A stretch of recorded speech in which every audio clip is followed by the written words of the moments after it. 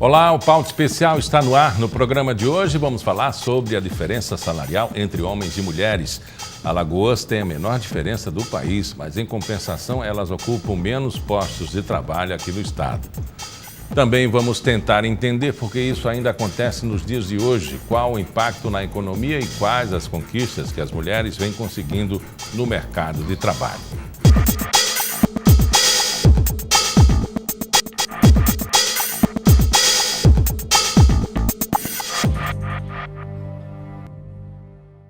Segundo dados do Ministério do Trabalho e Emprego, aqui em Alagoas, o salário médio das mulheres é de quase 90% do total do salário dos homens.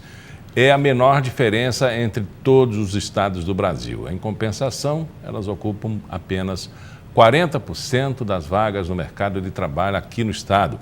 É uma das menores taxas do país. Mas por que isso acontece e qual o impacto na economia local? A economista Luciana Caetano está aqui no estúdio e vai conversar com a gente sobre esse assunto. Existe uma explicação, assim, obviamente a estatística ela é explicativa por si só e ela serve como parâmetro, né? Mas 90%, 97%, e depois, no contraditório, a ocupação do espaço, né? Existe sim a explicação e a estatística ela é insuficiente realmente para a gente compreender o que está por trás disso. Ela é muito seca, ela é só um recorte e a gente tem três elementos que são importantes que de um certo modo vão explicar essa dispersão salarial entre homens e mulheres. Uma delas é que a gente precisa compreender o processo histórico e junto dele um traço cultural que é muito forte. A gente precisa compreender como é que a mulher entra no mercado de trabalho. Então, se a gente pegar 200 anos atrás, pegar o início da produção industrial, 2, 3 anos atrás, a mulher ela entra no mercado de trabalho com uma renda de até 30%, de 20% a 30% da renda do homem, e era uma renda complementar. Ela não era a renda principal da família, o homem era o principal provedor. Então, do ponto de vista cultural e do ponto de vista histórico, a gente tem esse processo, ou seja, a entrada da mulher no mercado de trabalho, ela se dá principalmente na economia industrial. Então, em que ela entra com mais força. E ela já entra com essa diferença muito grande. A diferença hoje está em torno de 70%. Se a gente pegar o mercado como um todo, esse número de 90% é o todo da RAIS. Mesmo assim, se você pegar por escolaridade ou por outras variáveis, a gente vai perceber que a diferença é maior. E os estados mais ricos, curiosamente, a diferença é maior porque você tem rendas muito mais elevadas. O estado de Alagoas tem uma diferença menor porque quase todo mundo ganha muito pouco e aí você tem um piso salarial que, de um certo modo, impede que essa variação seja tão grande. Mas, de qualquer modo, se nós pegarmos, por exemplo, mulheres com nível superior, a diferença entre homens e mulheres vai ser muito maior do que quem tem baixo grau de escolaridade, quem tem, por exemplo, até 4 anos de escolaridade. E é exatamente por isso, porque você tem uma variação maior da renda. Quando você tem uma variação maior da renda, entre o mínimo, a mais baixa e a mais alta, isso também tende a aumentar a diferença entre homens e mulheres. Só para você ter ideia, para nível superior, a renda da mulher hoje no estado de Alagoas, pela RAIS, é de 63,7%. Ou seja, nós mulheres recebemos aproximadamente, em média, 63%, 64% do que recebem homens com o mesmo grau de escolaridade. E isso não é por conta de maior ou menor produtividade, muito pelo contrário, visto que hoje as mulheres têm um maior grau de escolaridade em comparação aos homens. Então, você tem aí um forte elemento cultural, tem um processo histórico e isso, de um certo modo, atrapalha a essa equiparação. Foi o propósito das mulheres, de forma ingênua, né, partir para, vamos dizer assim, a preparação, o conhecimento que reverteu essa situação e está revertendo, porque a gente não viu nenhum programa de governo, nenhuma família projetou isso. Aliás, a sociedade patriarcal não quer realmente que a mulher entre no mercado de maneira competitiva. Por falta de espaço no mercado de trabalho, ela procurou estudar. Isso foi natural? Miguel, a mulher procurou estudar e procurou se autoafirmar na sociedade há muitos anos. Se a gente pegar, por exemplo, que no século XIX, grande parte das mulheres sequer tinham o direito de serem escolarizadas e às vezes a própria família compreendia que isso não era necessário, principalmente as camadas mais pobres. Então, o próprio ingresso da mulher na sociedade como um agente, um protagonista, já foi uma construção e uma construção com embates muito grandes. Se a gente pegar, por exemplo, a história das mulheres sufragistas e outros movimentos feministas que foram numa perspectiva de lutar por espaços. Não tem um século que a mulher vota. No Brasil é em 32 que a mulher tem o direito ao voto. Então veja que, do ponto de vista histórico, as conquistas elas vão se dando muito lentamente. E se nós compararmos, por exemplo, há 100 anos atrás, em que a mulher ganhava em média 30% dos homens e que hoje a gente tem uma média de 70%, esse número que você pegou de 96 é da Reis, que pega somente o todo e só quem está inserido no mercado de trabalho formal. São pessoas que estão contratadas com carteira assinada. Se eu jogo aí o mercado informal, isso desce para 70% em média. Se eu pego, por exemplo, alguns recortes, como eu te falei, de grau de escolaridade que é mais alto, vai ficar menor ainda a proporção de homens com mulheres. E tem um dado interessante a ser considerado, que é o seguinte: as ocupações em que há predominância de mulher, os salários são muito baixos, a exemplo de professoras de ensino fundamental, enfermeiras, trabalho domésticos. Você pode observar que, normalmente, nas ocupações em que há predominância do gênero feminino, a remuneração é muito baixa. Isso tem um forte elemento cultural. Se você vai, por exemplo, ao mercado financeiro, em que há uma predominância do homem e não da mulher, os salários são os mais elevados que existem no país. Então, há, sem sombra de dúvida, muito mais um elemento cultural do que de grau de produtividade ou de grau de instrução que justifique essa diferença salarial. E não tenha nenhuma dúvida de que a busca por maior escolaridade foi uma ferramenta importante de autoafirmação e de conquista de espaço da mulher na sociedade, tanto na política quanto na economia.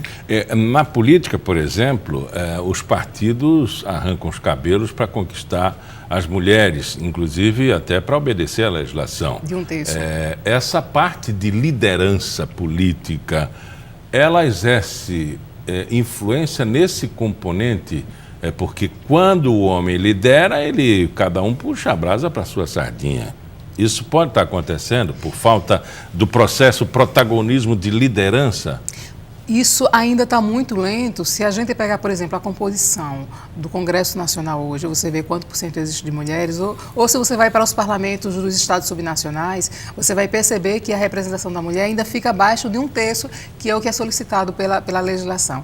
Então, é preciso ainda que a gente avance numa perspectiva de assumir cada vez mais esses espaços, a fim de que a legislação ela venha numa perspectiva de mudar essa realidade. Então, eu acho que a gente ainda está muito atrasado nesse processo de representação parlamentar, mas que pode ser construído pouco a pouco, à medida que a gente compreenda que a mulher também ela é uma protagonista nesse espaço e que, portanto, esse espaço precisa ser ocupado. Já tivemos assim muitas guerras do sexo, né? E os homens não gostam de ceder muito espaço. Intrinsecamente e até naturalmente dentro de cada um de nós existe a própria guerra. Mas será que é sentido isso? Eu não vou dar o espaço à mulher porque ela vai assumir tal posição e nós podemos perder essa guerra dos sexos? Eu acho que existe uma acomodação dentro de uma convenção. O que é que eu chamo de convenção? Uma coisa funciona desse jeito e ela vai sendo reproduzida quase que inconscientemente, como se fosse o padrão normal. O que algumas mulheres têm feito historicamente, e algumas delas inclusive pagaram a vida com isso, foi quebrar esse paradigma. E aí quando você vê uma mulher defendendo seus direitos, normalmente ela é estigmatizada, né, como uma feminista translocada. Quando na verdade esse enfrentamento é feito às vezes com uma certa violência, porque você tem um número muito pequeno de mulheres lutando contra uma convenção, inclusive, sustentada por algumas mulheres, ou seja, existem mulheres que são machistas e conservadoras e que, de um certo modo, ela atrapalha essa luta numa perspectiva de você ter mais igualdade entre os gêneros. Não a igualdade na natureza de homem e de mulher, mas a igualdade de direitos, né, nesse protagonismo dentro de uma sociedade. A economia, né, a economia que nós estamos enfrentando agora, são tantas mudanças com relação à previdência, salário, oportunidade, conhecimento, ela pode mudar essa situação porque as mulheres estão cada vez necessitando de espaço, as famílias estão necessitando de espaço, os homens precisam entender muito mais esse avanço do gênero, né, da mulher, principalmente como protagonista, como líder de família, como capacidade intelectual, como líder financeiro do grupo. Isso naturalmente vai sendo compreendido pela pressão econômica? Olha, Ou é cultura mesmo? Não, é cultura, mas veja o avanço que a gente já teve nesses últimos, vamos pegar os últimos 50 anos, vamos pegar o do pós-guerra aos dias atuais. A gente já teve um avanço significativo. É suficiente? Não, porque os números provam isso. Agora, uma realidade que a gente percebe hoje é que cada vez mais você tem mulheres sendo líderes de chefe de família, né? Ela sendo a principal renda e ela assumindo, às vezes, sozinha a prole. E tem umas mudanças que vêm ocorrendo na legislação que, de um certo modo, ajudaram a mulher a assumir esse espaço. Por exemplo, há uma legislação que obriga o pai a assumir a paternidade. Então, hoje, muitas mulheres elas não mais se submetem a um relacionamento em que ela é violentada diariamente só para manter a renda ou só para manter a família. Então, ela já consegue hoje ter uma legislação que, de algum modo, lhe favorece à medida que ela obriga o pai a assumir o seu papel de pai. E aí ela não precisa mais estar com o outro para ele assumir essa responsabilidade e, portanto, se ela tem uma renda própria que ela gera a partir do seu trabalho, ela consegue lidar sozinha com a sua prole.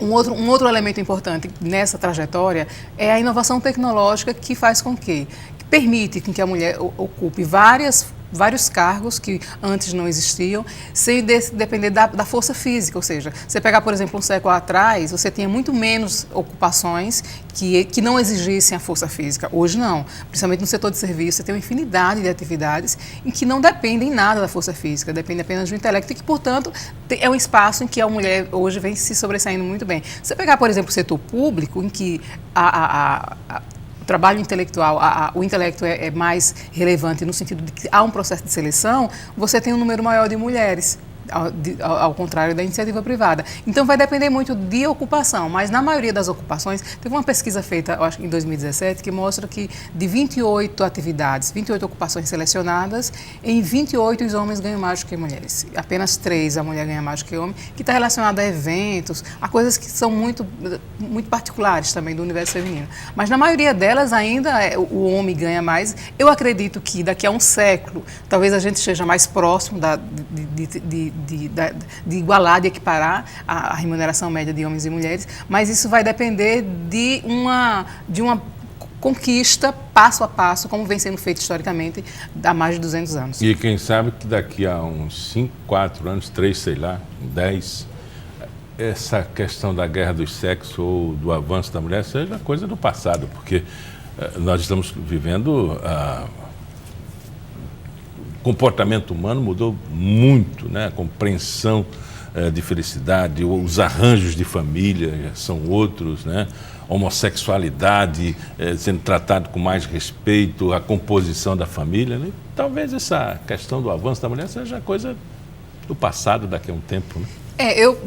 É possível, mas eu não acho que isso vai se dar num prazo de 5 anos, talvez mais um século aí para a gente conseguir ter isso mais ou menos resolvido. Agora é importante compreender que a dispersão salarial no Brasil ela não está atrelada somente à diferença de gênero, ela está relacionada à etnia, ela está a condição de domicílio, se é rural ou se é urbano, ao tipo de ocupação. Por exemplo, você tem um estado como Alagoas, que tem uma estrutura produtiva menos robusta, sofisticada, dinâmica e de menor conteúdo tecnológico, você vai ver que a renda média ela vai ser menor do que um estado que seja mais dinâmico, com maior conteúdo tecnológico, com ocupações em setores que têm maior remuneração, como o mercado financeiro.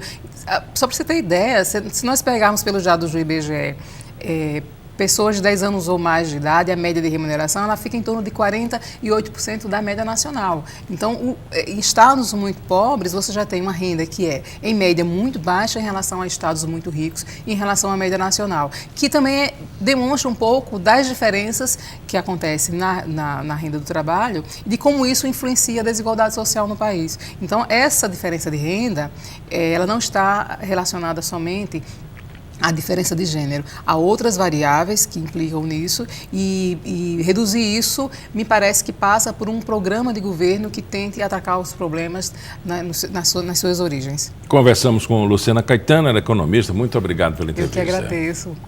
No próximo bloco vamos continuar falando sobre essa diferença salarial entre homens e mulheres. Vamos tentar entender essa situação do ponto de vista social. Até já.